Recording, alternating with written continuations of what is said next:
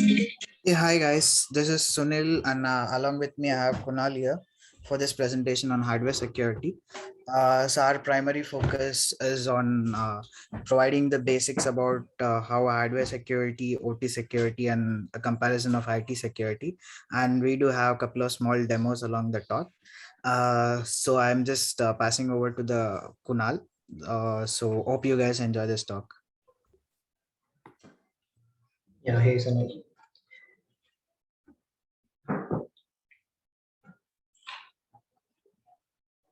You want to go with your intro first, Sunil? Yeah. So yeah, my as I was saying, my name is Sunil. So I work as security consultant at Deloitte. All my social media handles are like vegan hacker. So you can ping me on any of the social medias. And I'm mostly into automotive security, web application, Android, tech client, threat modeling, and things like that. So yeah, over to you, Kunal. Okay, Sunil. So hey guys, my name is Kunal and I'm working as a security analyst at KPMG. And over internet, people know me by name Sentinel920. I have a few certifications related to information security, that is OSCP, uh, CNSS, AZ900 and AZ104. In my day-to-day job, I perform the red team assessments, OT security assessments, cloud architecture security, and also I've been building vulnerable machines for offensive security PG practice labs. And yeah, that's it from my side. So we both wanted to give a disclaimer before starting. That is, the all the opinions that we are going to present are our own, and we are not representing our firms here. And this is only for the educational purposes. So the demos, and the presentation. If you are learning something out of it, that's really great. But please don't try to harm other people learning from this. So the agenda. So this is my agenda, and Sunil will cover more on the hardware security stuff. So I will be, first of all, like we'll be starting with the operational technology. And now many people are familiar with the information technology, that is IT. But when it comes to OT, very few people seems to understand the ins and outs of the OT network. So we'll start with the explanation of the operational technology first. Then we will start discussing the major difference between the IT system and OT systems, because IT system is not life threatening, but OT systems, if anything goes wrong in the OT system, it can be a life threatening as well. So after that, we'll see different type of hackers. So different type of hackers in the sense that the different type of hackers that can attack your OT environment, in the sense the insider, the outsider, the well-funded with advanced tools and similar type of attackers. Concerns in the OT security. Next will be the concerns in the OT security. We'll be talking about uh, the current scenarios that are there in the OT security, and then we'll follow with the ICS systems. So ICS system is a subset of the OT security part. So we're discussing more about the industrial control systems and how they work actually, and then we'll talk about the, as a pen tester, what should be our approach when we are doing pen test on this kind of devices. And lastly, we have a demo for a virtual plant. Now, of course, I can't show you the actual plant. So what we have done is we have created we have copied a virtual plant simulator that will simulate the actual bottle filling factory, that will fill the water bottles with the water inside, and that will be doing to the sensors. So what we can do is we can it is running on the Modbus protocol, so we can fill and stop the water by giving the commands to the sensor. So we have a Python script that, using that, we can send commands to the Modbus protocol. So next is what is the OT. Now here we will be talking more into what is operational technology. So OT monitors and controls devices and processes of the physical system. Now, hardware, it can be considered as a hardware or software that can cause a change in physical world. And these devices, if they are altered, it can be a life-threatening as well. So some of the examples of the OT can be the chemical plant, water pump, bottle factory, etc. And we'll see in the demo the live presentation of this as well. So the first is the more specific towards the difference between the IT system and the OT system. So IT systems are, we all know, more specific towards the data-centric computing and operations of them, while the OT systems are makes changes in the physical world. So if you are a part of the IT, you're mostly into managing the data and focusing on the productivity. while in the OT system, it can make an effect in the physical world. So this is productivity versus the product. So in the IT system, the world of manage, it is known as the world of manage, and the focus here is on managing the data and protecting the data. While in the OT system, it is the world of control. So here it focuses more on controlling the equipments in the sense the plants, the controllers, etc. So that is the productivity versus the product, and we'll see further into this as well, that what equipments are there like sensors and plants, controllers, etc.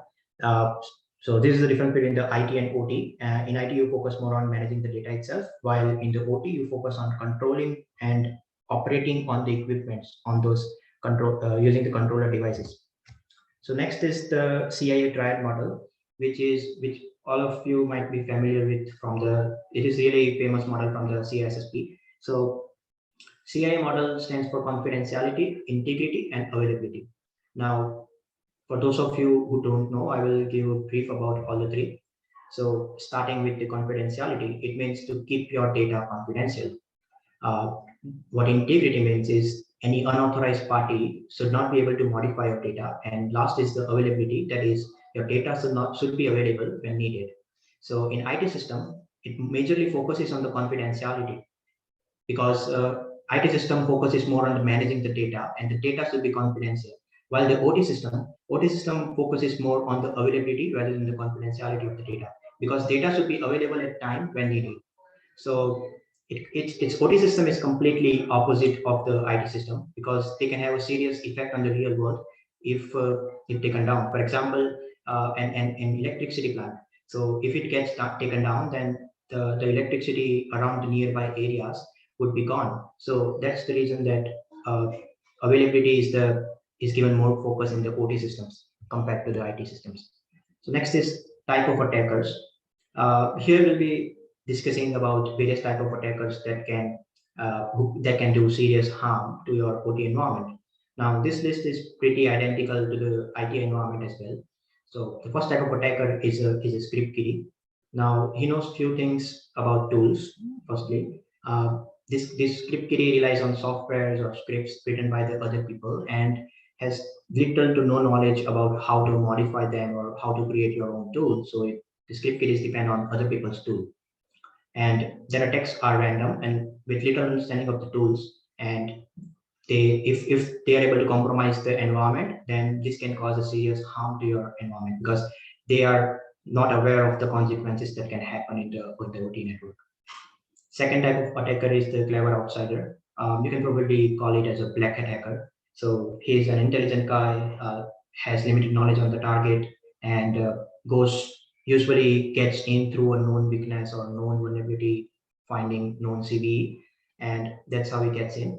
Third is the knowledgeable insider. So this type of attacker is really dangerous one out of the all because he is the really technical person. He knows ins and outs of your organization, and most dangerous type because he's really good at knowing the ins and outs of your organization. He has advanced tools, advanced instruments, and he can do serious harm to your organization.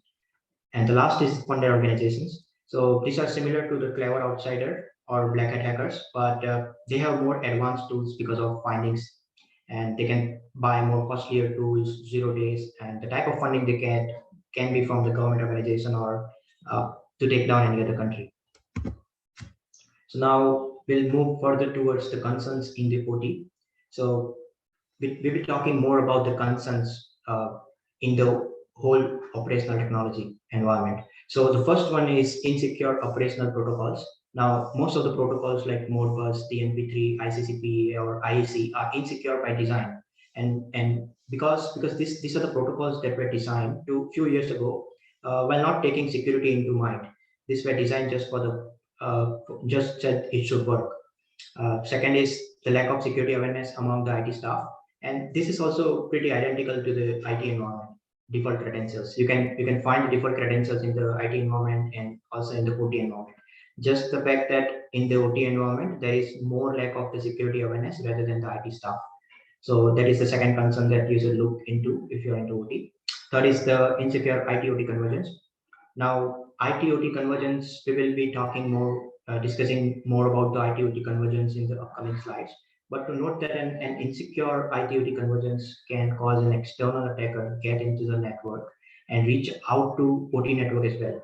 So, which is ideally not the case because limited internet connectivity is presented in the OT environment. So, if OT is connected to the IT and IT has internet access, and if attacker gets unauthorized access to the IT network, he can easily get into the OT network. So when you are combining IT/OT and you are performing the IT/OT convergence, it should be make sure that it is secure.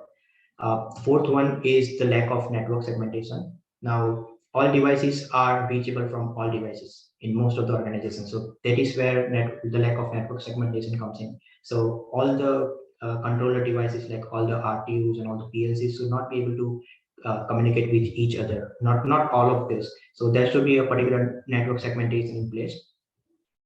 The fifth is the remote maintenance of the OT system. And now, because many of the controller devices have enabled the remote access for the operating purposes, it opens more doors to the attackers because of this. And that is another concern in the OT. So remote maintenance should be monitored for the connections. And the last is the network visible to the open internet. Now, this is really the case in the most of the organization, because I'm not getting this, because usually the OT system have zero to no internet connection, and it should be connected directly to the IT environment, and from the IT environment you should be having the internet access. But still there are many organizations who have internet connectivity enabled in their OT systems. So their OT systems, the critical controller devices are exposed to the internet. So if you just do a shorthand search on those devices, controller devices like Siemens RTU or any PLC, you can find many of these devices that are exposed to the internet. Now, next we'll be talking about the subset of technology. Now, as already we have discussed something about the OT, let's dive deeper into the subsets of the OT. And so there is like ICS and SCADA and DCS that are the subsets of the OT environment. So you need to remember ICS and SCADA first, because we will be talking about both of them in the upcoming slides. And ICS is a subset of OT, and the core of the ICS is the controller that controls the plant. So the plant in the sense water pump or chemical factory or anything. And SCADA is just the supervision network. So the full form of SCADA is Supervisory Control and Data Acquisition System, and it collects all the data from the ICS, from the production network, and then if there is an alarm or anything going into it, it will be able to collect that. We will be seeing this in the coming slides. So let's talk about the industrial control systems. So you need to remember about the controller thing, because the whole industrial control system is designed and managed around the one particular controller. And the controller is particularly not one, but many controller devices. So these controller devices have direct access to the plants, sensors, actuators, water pumps, etc. And if an attacker is able to gain access to the controller, he can easily gain access to he can run the commands through controller on the plant system. So he can, if he wants to, he can also take down the plant.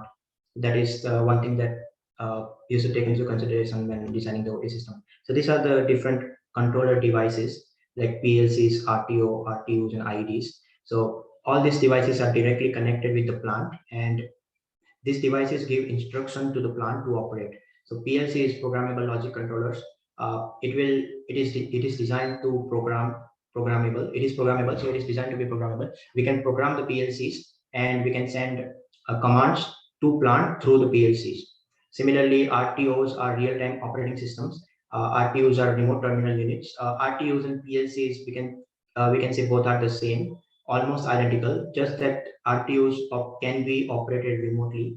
And last are the IED devices, that are intelligent electronic devices. So all these are the controller devices that have direct connection with the plant. And if attacker is able to get access to any of these devices, it can have a direct effect on the plant.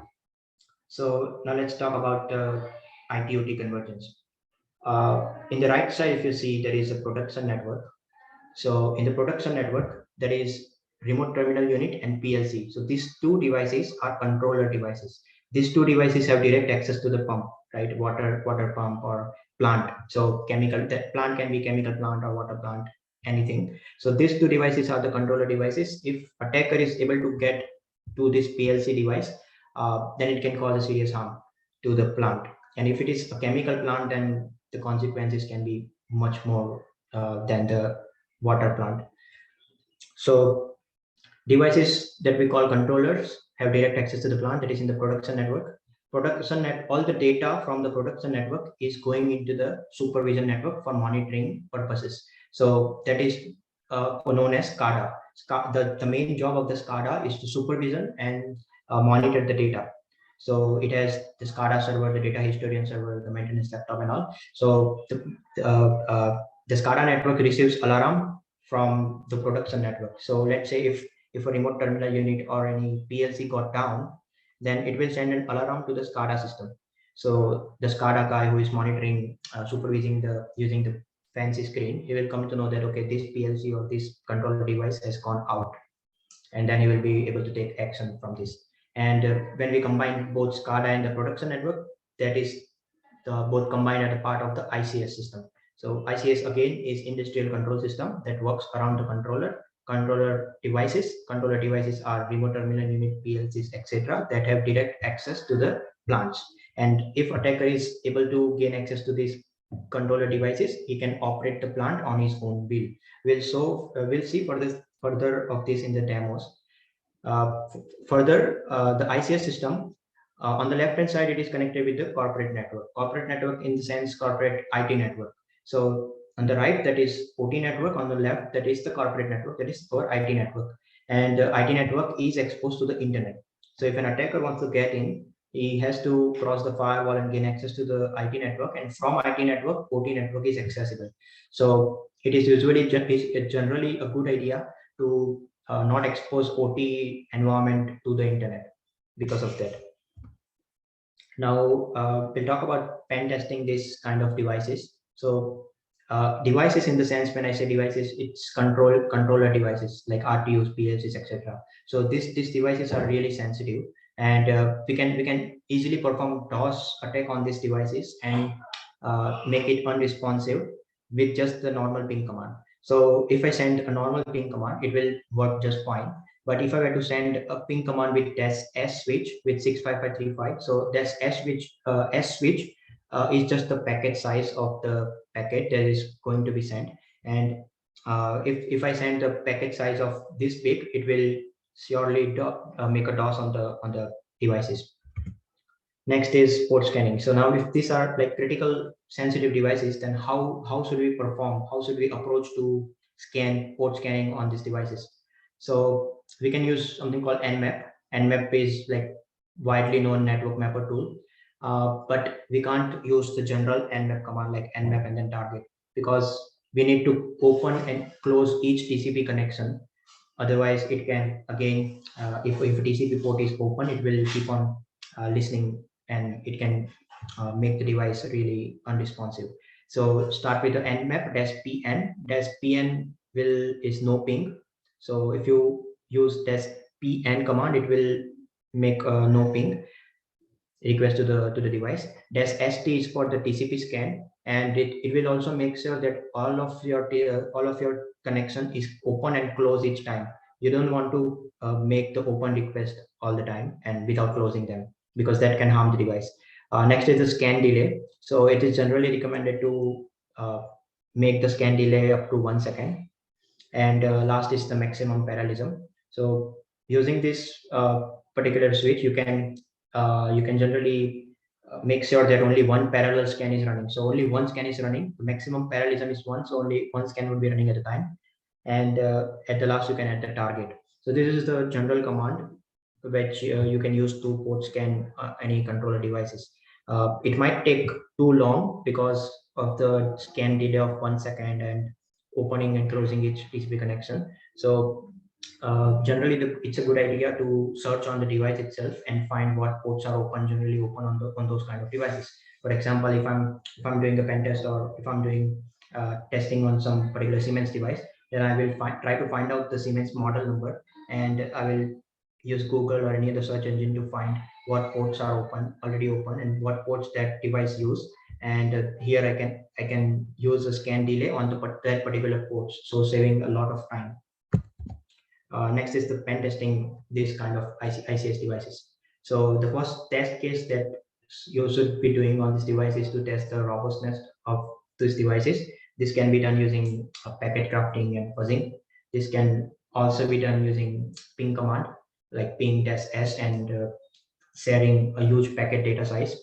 Second is we can perform a man-in-the-middle attack and attempt to record and replay the same data using a tool called MITM proxy. So you can try to capture the data and then replay that data on the same device and see how the device is responding to that. Third is you can test for the logic flaws and try to bypass the authentication, because if the devices have the remote communication open, then in most of the cases port 80 is also going to be open, and if port 80 is open, from there on it is almost identical to the web application pen test that we do. The next approach should be to find known and 0 days vulnerabilities, that is CVEs. So if you already know the model number and the company name, you can just search for them online for any found vulnerabilities or 0 days or any CVEs that are out there, and you can use them to gain further into the network. And last is performing the reverse engineering on the firmware. So reverse engineering on the firmware is possible in multiple ways. Like, first of all, you need the access to the firmware. So the access of the firmware is also possible in multiple ways. So there are like multiple ways you can get firmware. First is through the vendor. You can visit the vendor site and download the original firmware from the vendor if vendor provides. If vendor is not providing, the second is you can extract from the chip itself. You can also perform man in the middle and upgrade your firmware, and using man in the middle you can capture the data and raw data, and then you can extract the firmware out of that. So Sunil will be covering more on the firmware analysis and the reverse engineering part. But if you are performing reverse engineering on a particular firmware, according to me, two tools are more than enough for performing this. One is the FAT and FMT. FAT stands for the firmware analysis toolkit, and FMT stands for firmware mode toolkit. So it is like a collection of multiple tools into one, and these two tools can be used to perform reverse engineering on most of the firmwares, according to me. Next is the PLCs. So when talking about the PLCs, these are the controller devices that we talked about, and this has direct access to the plant that are out there. So most modern control systems employ a PLC as a means to control motors, pumps, valves, and etc. Right. So these PLCs are programmed to run certain commands on the plants, and there is also something called HMI, that is human machine interface. Again, it's just an interface that lets a human interact with the machine, and when we call machine in the sense the plant. So we can also say that HMI is basically the touchscreen of the PLC. So if PLC is directly communicating to the plant, we can use HMI as a touchscreen of the PLC because HMI has certain hard-coded buttons on it, and using those buttons we can start or stop. We can send those commands directly into the plant through PLC. So the demo part.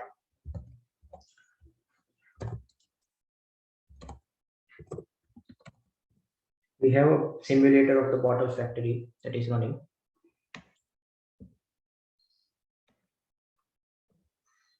And the second is the HMI interface. Now, if we look at the simulator, it is a simulator and not the actual plant, but it is a water filling factory. So whatever it is a water filling factory, and whatever we want to do to this plant, we can do through PLC or HMI interface. So on the right, we have the HMI as well. So this is the HMI interface using which we can send commands to the plant. So right now only two buttons are there, that is run and stop. So if I hit run, the plant will be starting and it will be starting to fill the water into the bottles.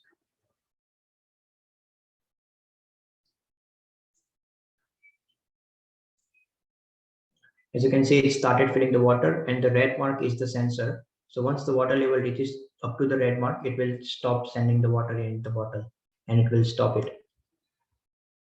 So that's, as an attacker, if one is able to get access to the PLC, what he can do. So we have a certain exploit script, And all we are doing in the expert slip is sending the client.write PLC tag run 0.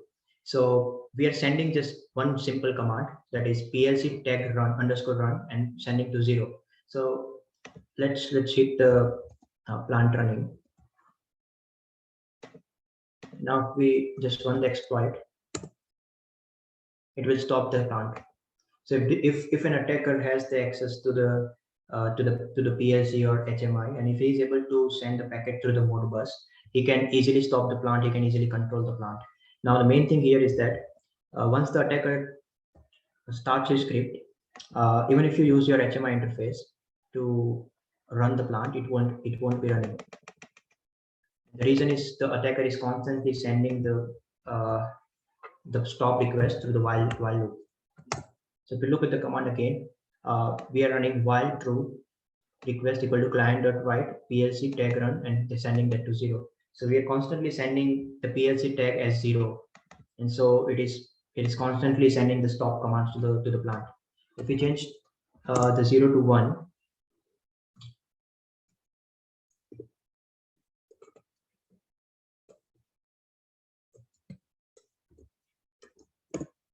now if we again run the same exploit, it will start running.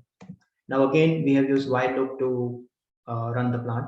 So if we want to use our HMI interface to stop, we won't be able to stop this. So this is really a concern for in the OT environment. If an attacker is able to gain access to your PLC, then he can do whatever he wants to.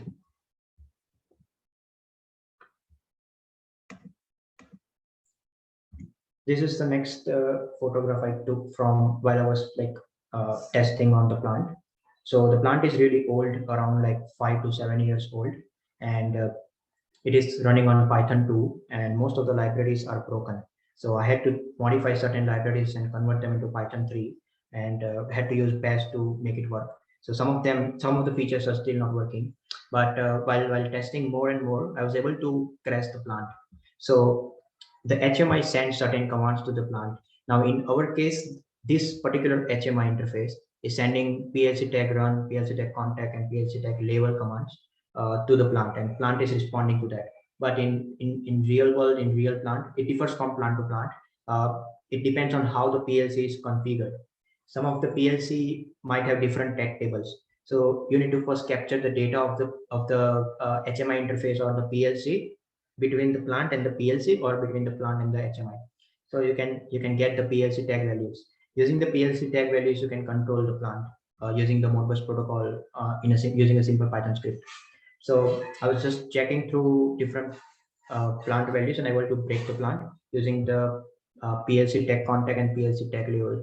So if attacker gains access to all the PLC tag values, he can keep performing different tag values. And if this is a chemical plant, then it can take the whole plant down, or he can merge multiple chemical components into one, and this can be seriously deadly and life threatening. So this was from my side. Now Sonal will take over from here.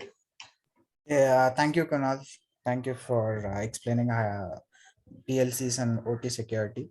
So hi guys. This is Sunil here again. I'll be explaining about the hardware security. So basically, first question is like, what is hardware security and why it is important?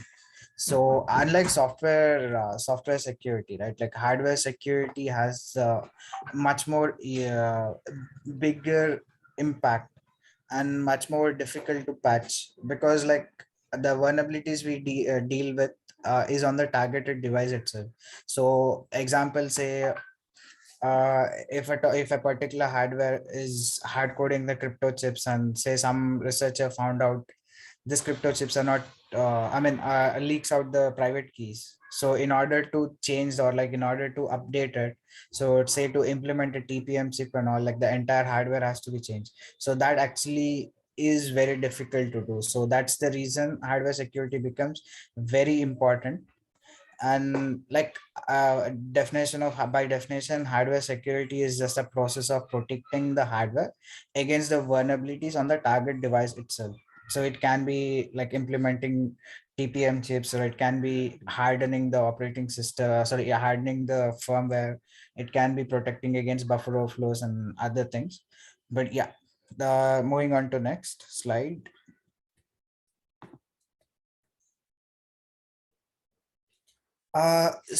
Just like how our software security is there, right? So I've been like, I mean, we have just classified it into like four different parts, just like the software security. And this is not like official guidelines or anything, just it's kind of my methodology or my convenience where I've clubbed them together so that the methodology can be flowed in a better way. So usually, like any other hardware hack, any other software hacking goes, the first part and the most important part is information gathering. And just like what they say is like 80% of your work is information gathering. So that's true for information, that's true for hardware security as well. So I'll be just taking through most part of the most different phases of it. And my primary focus would be on information gathering itself, because that would actually give around a lot of information which we require for hardware security. So information gathering. So example, let us assume like a router or kind of a baby monitor or some sort of a some sort of a IoT device or a communication device. So like the way we can gather information is like, say, on the vendor page. So on the vendor page, the possibilities are like we'll be able to get the schematic diagrams, we'll be able to get data sheets, we'll be able to get technical documents. So example, in one of the baby monitoring device which I had tested. So there was this document where it is like it was password protected. And in order to bypass the password protection, there was a simple backdoor defined. So just open and just combine two particular pins together, and that would bypass it. So that was that simple. So it's always very important to go to the vendor page and do a proper recon on all the different documents we can obtain. And next thing is the FCC ID. So FCC ID, so again, like when it comes to FCC ID, as like any communication device, by law has to have FCC ID. So if a communication device has a FCC ID, there will be a lot of documentation pertaining to it. It can be with respect to like the internal images, which can give out information about the ICs, which can, or like external images, or it can be about the SOC chip. It can be some test results. So this information can again help us a lot.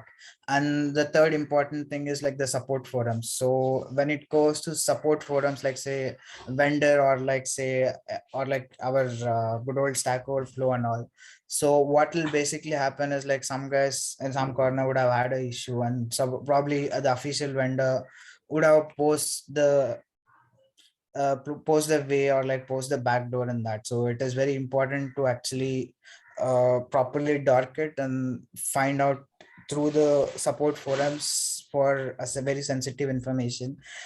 In many cases, like say the vendor might have not made the firmware public. So say somewhere in the support forum, you would have actually posted it. So that's where it becomes very important. And hardware schematics, designs, data flow diagrams, this can give a lot of information. I'll be covering a little bit more on the next slide. And again, like the previous pen testing reports. So we all know the value of the pen test reports. So in the pen test reports, like we would be knowing like, okay, certain vulnerability was there and it was fixed, and that might not be a proper fix, or like that might be a partial fix or whatever. So that would or the device which we are testing, or like the device we are trying to hack, would be running a older firmware. So that will actually give us instant POC to execute the exploit. Another other way is like, say if the vendor which we are testing is on a public bug bounty platform, like say like say a bug crowd. So if we can search through the publicly disclosed vulnerabilities there, we might get some information. But these are kind of less or limited for hardware, I would say. But still, like, it's worth trying out. So I will just take one small example. So I don't basically own this router, and basically I took this example just for information gathering, and this is a publicly available information anyway. So I would not be hacking into this device, but just explaining about how much information we can gather. So this router is a TP-Link WR845N router. So right off the bat from the Google search itself, I was able to get the FCC ID as highlighted here. So once I got the FCC ID, what I could do is I could just go into fccid.io website, and I could search the FCC. I could search about the router. So there I could get the manual, I could get the internal photos, external photos, and like and other documents pertaining to it. And this particular router did not have any test result kind of document, but it actually gave us like a good amount of information with respect to internal and external photos.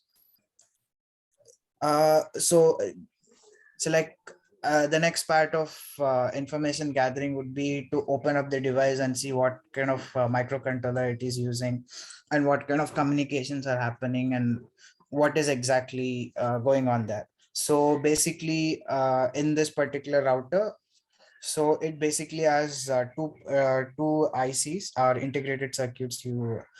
Uh, so the first one is the Qualcomm SoC. So this is actually pertaining to a wireless broadband modem router kind of IC. So since it's a SoC, maybe there are other devices which are using similar items, and there might be a lot of things on the support forums which can be worth looking into. Like, say, especially when we get into like extracting the firmware, when there's no other ways of extracting the firmware. And the other component which was identified here is a RAM. So RAM would not be a big point of interest at this point of time. So maybe in a very sophisticated attacks it might come into play, but not as of now. And the other thing which actually looks very sweet is this particular four unmounted pins which you can see to the left of the device. So this four pins, uh like, I mean, basically, these four pins would be used for programming this SoC controller. And what vendor would do is he would just remove this particular pins, and you would just leave the soldering, you would just leave the holes on the PCB, so that, like, in case of debugging or something, they can just solder these pins and program it themselves. So but this, for us as an attacker, it would help us a lot in extracting the firmware. So before going on to the next slide, I would just give you a little bit more detail on what these pins pertain to. So the pin you see here is a UART pin. So UART is a serial interface. For the people who don't know what is a serial interface, it is just a way of communication in embedded devices. It can be like, there are multiple protocols and standards there. So one of the standard is UART, and it's a very simple protocol. It has receive and transmit, and data will be going in bits of ones and zeros. So that is on a very simple level, but it can be very sophisticated than that. And uh, UART pins can be used for flashing the controller, so it can be used for programming. And another very important pin or important interface which is used for programming is called JTAG. And there are like few controllers define it in few different ways, and there's no particular set standard for that. So like, say, ARM controllers might define it as SWD IO, SWD in, and all, like, whereas other controllers might define it as TISO, TISOP and all, with a different nomenclature. These are vendor specific. And the next point comes is like it's okay. We identified these four pins, but we don't know which pins are this, right? So in that particular context, there are like a lot of tools which are available online. One of the most popular one is called JTAG. So through JTAG, we would be able to kind of identify the GPIO pins, JTAG pins, and all the other pins. So most of the time it would be accurate. And there are like other I mean, if you don't have access to JTAG or something, the other ways you can do it is like uh, by a logic analyzer or by a oscilloscope, try to analyze which is sending data, which is, and like, and there are like a couple of pull down resistors which actually is more into another research topic, so I don't want to cover it now. So even without that, it will be it's possible to identify, but once you can identify it, you can again use this particular tools like JTAG later, Shikra, Bus Pirate, or Artify badge, etc. And even the programming even the programming modules like jailing, Segger, and all could be used in this particular context in order to extract the firmware out of the controller. So extracting the firmware out of the controllers is like not a very complicated task if the controller doesn't have a sufficient protections in place. But when it has sufficient amount of controls in place, it can become quite challenging. So I would just try to move on to my next slide, and I'll say you what other challenges we might get into.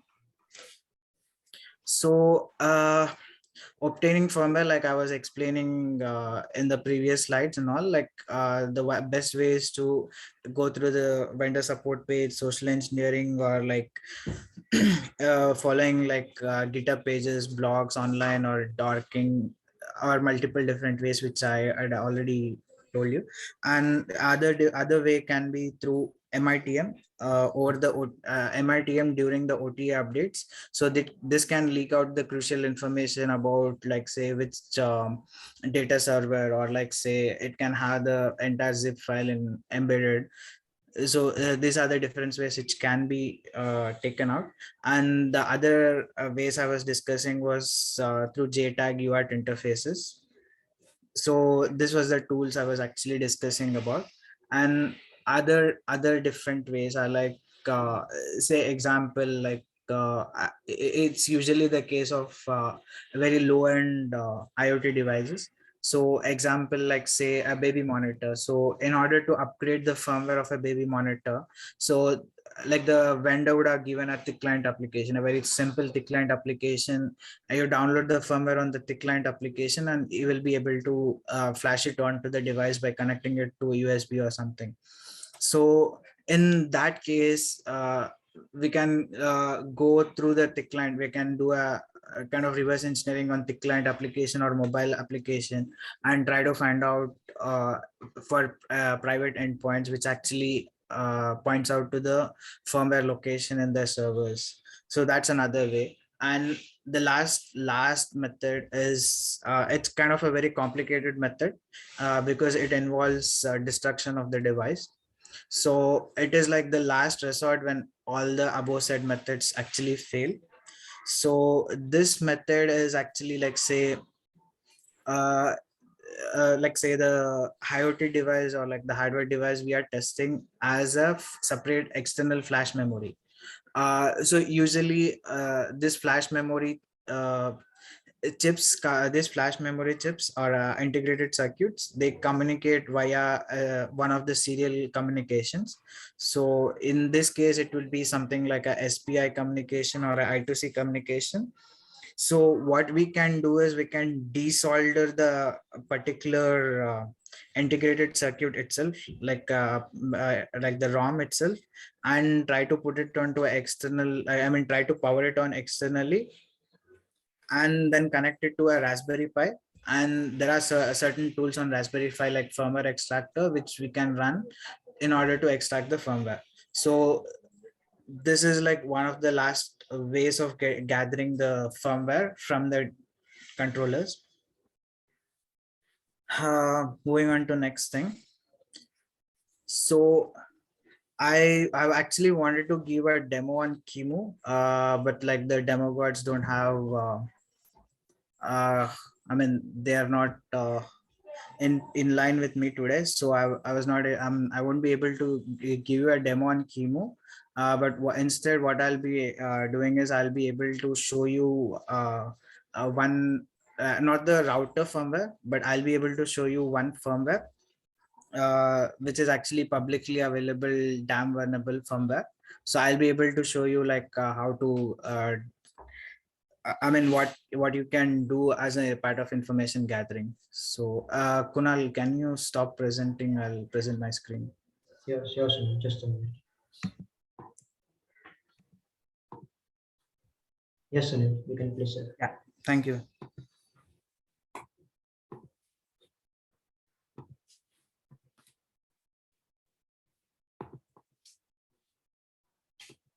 I hope my screen is visible now.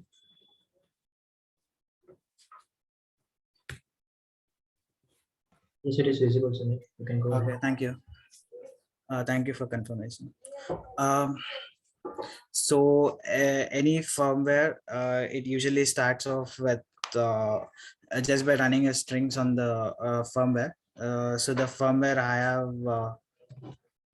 firmware I'll be using today is called DVRF, which is publicly available if you just search dam vulnerable firmware. And with this firmware, what the first thing anyone will run is a strings command, strings minus say n6 to filter out all the things with string length more than 6, and it gives out a lot of garbage. And if we are lucky, or like if the firmware is not doing a proper job, we might be able to see certain information which actually can give us a lot of hints. So example, one of the firmware I was recently analyzing, so that was giving out kind of variable names. So that was giving out some variable names as like say private key. So our SSH underscore private key. So then with that firmware, what we could have, I mean, knowing this information, what I could do further is like go to Ghidra or like Radare 2. Both are amazing tools, and then find out for that particular string and try to reverse engineering from that from that point I was able to get to the RSA private key. So the string running the strings on the firmware is always important. Though this particular firmware there's nothing like huge point of interest. So usually there are different ways, like n6 meaning like it filter out all the strings with greater length greater than 6. So usually say like if you filter out 10 plus or something, the list becomes small, and then we'll be able to see if there is any valid string or something which will be a point of interest. So moving to another amazing tool we have is binwalk. So uh, say for us to be mounting the firmware, or like say uh, I mean for a like say to extract the firmware, or like say to get the file system, binwalk is an amazing tool. So just by running the binwalk against the firmware, we'll be able to get certain information. Like here, if you can see it here, like it uses a squash fs file system, and it is a little Indian format, and it has, I think somewhere we should be able to see it is a 32-bit architecture as well. So yeah, so binwalk gives us all this kind of valuable information which we can use in like a dynamic analysis. So unfortunately, I won't be able to cover dynamic analysis in this particular talk. And other thing, um, other thing about firmwares is like, I mean, obviously firmwares will have to contain a lot of sensitive information, like business logic and all, and there is no other way. So most of the vendors, if they want to keep this, keep their firmware private, so what they do is they do encrypt it. So they do encrypt it using a separate TPM module, and that will be only I mean, that will be only unencrypted during the runtime, and there is no other way to extract it. So this is one particular safety mechanism which people are using, like so I rather industry is using. So like the firmwares would come encrypted. So in order to check if the firmware is encrypted or like not encrypted, to uh, like I mean to extract the firmware into files so that we can analyze it further. Binwalk is an amazing tool, and in my slides I'd given like a couple of references which actually are really amazing articles for further references about dynamic analysis of firmware. uh, like you can check that particular link. And I guess this is it for my talk. So any questions are welcome